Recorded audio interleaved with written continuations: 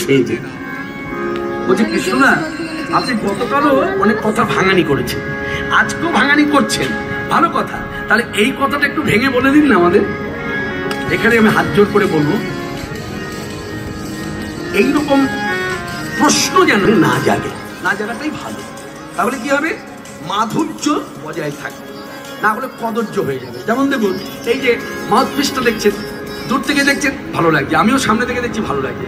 এই মাউথপিসের কভারটা যদি খুলে দেওয়া যায়, এই আকর্ষণটা থাকবে, থাকবে, ভালো লাগবে, লাগবে, কদর্য হয়ে যাবে।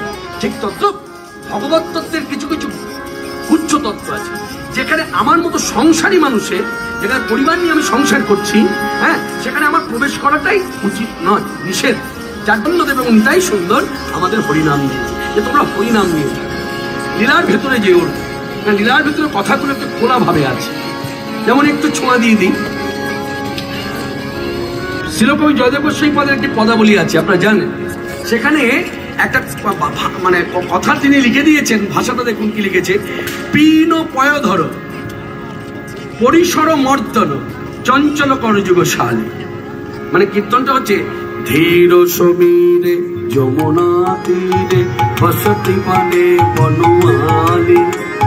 ধীর সমীরে যমুনা তীরে বসতি মানে বনমালী।